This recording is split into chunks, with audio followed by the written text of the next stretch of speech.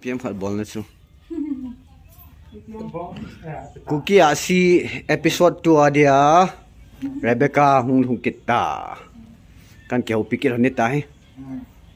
hospital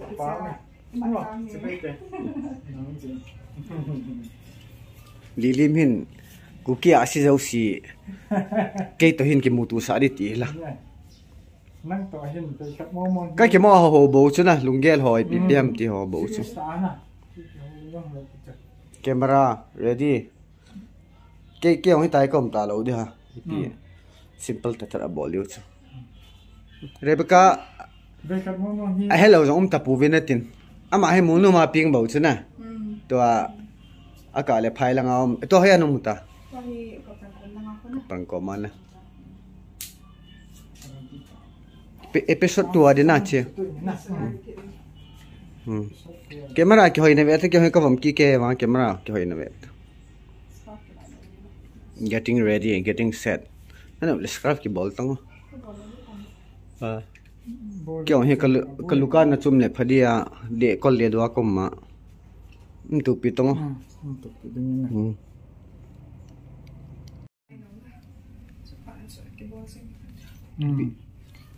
pipi ka sei dio halim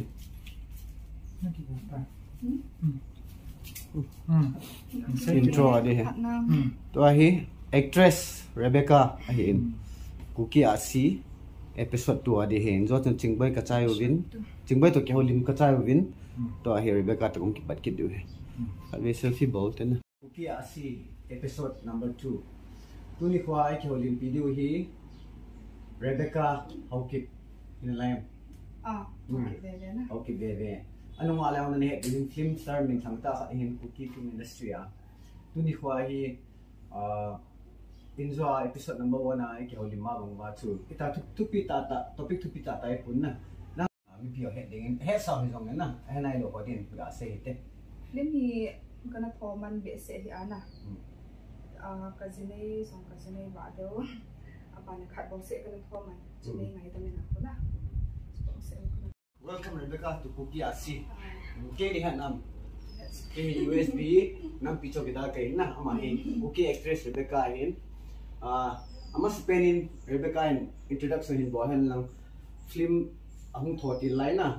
chisang sun address ho se jing ano anu ngala address to anu pinu ma address ni se no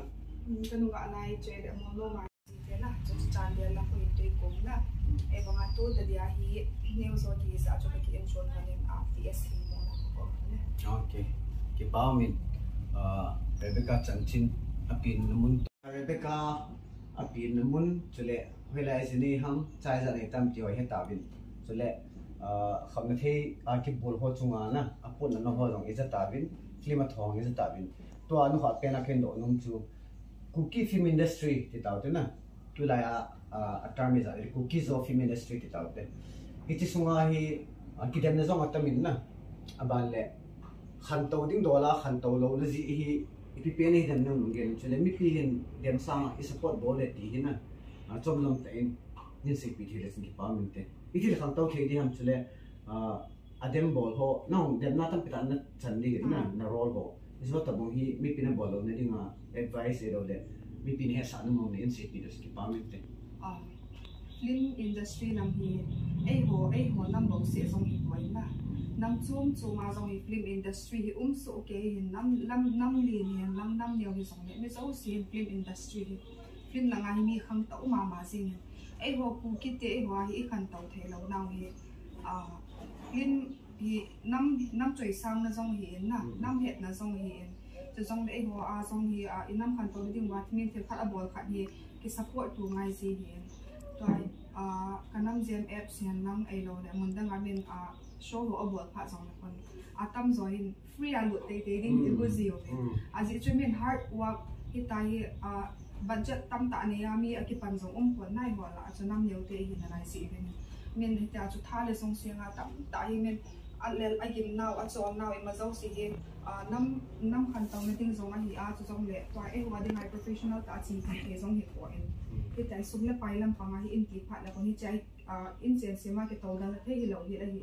năm ngày luôn là già là hiện buồn hiện tâm rồi hiện na chụp hạt lại con hi chỉ giống lại miền ấy hoa đi ngang năm khăn tàu đi ngang hi tiệt hi abo la hi lệ hi bằng xe pan ala hi lệ hoa giống ít tôi sợ đó na ít ta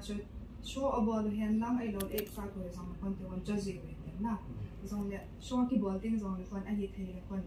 mi mà cái hồng về mi không ăn tiền mi ni free thì ai buồn nào thì ít để dâu rồi để đa riêng rồi thế na à về khăm chân thì chuyện tiếng ngày luôn na hiện na ini bu sa zin na vin te ewang asi chong ko hai ta hun a hi dan thấy hing dan na kon a chi ding do kon bol zin te de zong le chi film na nga zong he role wise sa zong he ke judge na zong he tam ji he hi chi bol ko he te azi film a hi na movies chumin a film chu a story chu man ji ding na hi chi aman hi chi pu do thei pe nen te aman chi pu do thei pe nen te an te na min a role min lung tuk nei ta an bol ji hi i society sunga ni nga song ti til khong thei ta tam pi pi ki sim ji hi na ji kon hi chu dong song hin chat sport ten song le